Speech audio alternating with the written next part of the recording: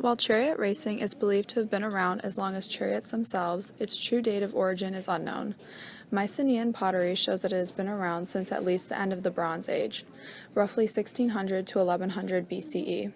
It was an Olympic event in Greece and one of the only ones not performed in the nude due to safety issues. The specific rules and techniques of chariot racing varied depending on the nation and era in which they took place. Typically, a set of spring-loaded gates would open at the start of a race to ensure a fair start. The charioteers would race around a banked elliptical track, trying to ensure that members of their team were in the lead, sometimes by trying to get their opponents to crash. This made it very dangerous, and the life expectancy of a chariot racer was characteristically low.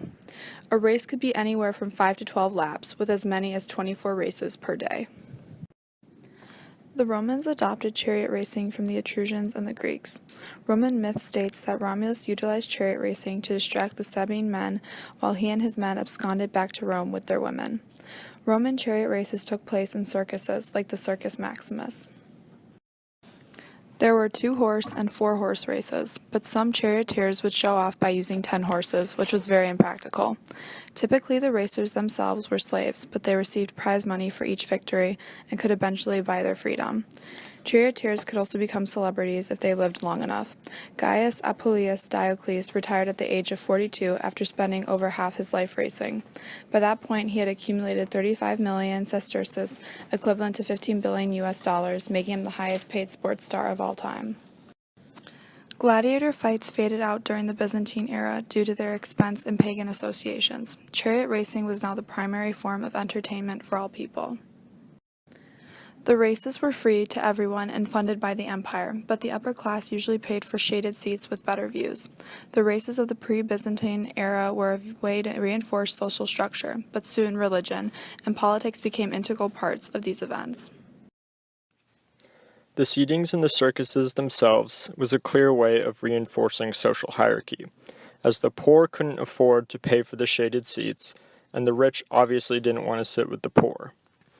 There were 4 teams at the time: the Reds, Whites, Greens, and Blues, each named for the colors their charioteers would wear during the races. Every spectator had a favorite, and this often led to strong social divides. The Greens and Blues were the primary teams at the time, with the other 2 teams having little importance. Justinian I was a fan of the Blues, which is in part how he met his wife, Theodora. The rivalry between the fans of these 2 teams went beyond the circuses. Street fights and riots were common occurrences. Chariot racing also had heavy influences on Byzantine culture. Young men in particular would adopt their favorite team's style. These fans would cut their bangs very short while letting the back grow long, similar to a modern-day mullet. This is called a Hunnic hairstyle. They would also grow out their mustaches and beards in a similar manner to the Persians of the time. A popular type of garment among these men was a tunic with long billowy sleeves, cinched tight around the wrist so as to give the appearance of large biceps. Extravagant clothes, particularly in the colors of their team, were commonplace, even among those of the lower economic classes. Chariot racing also began to have religious associations. Races were often held in celebration of Christian holidays. These races usually contained staged religious symbolism, such as references to the resurrection of Jesus. The Hippodrome of Constantinople was built adjoining the emperor's palace. Due to this and the regular attendance of the emperor at chariot races, the public would often use these occasions to voice their opinion. Such an occasion was the spark that started the Nika riots.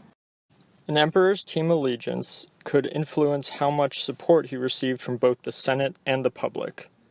To regain control during the Nika riots, Justinian bribed factional leaders of the Blues with gold and played them against the Greens, reminding them that he was also a Blue. This resulted in a full-scale massacre in the Hippodrome. Thousands were killed. Later, Constantine V manipulated these factions into executing those who opposed him during a civil war. The Blues and the Greens began to lose influence during the 8th century CE, along with chariot racing itself. Races continued to be held in the Hippodrome until it was sacked during the Fourth Crusade in 1204 CE. While chariot races were still held on occasion, the importance and influence they once had was gone.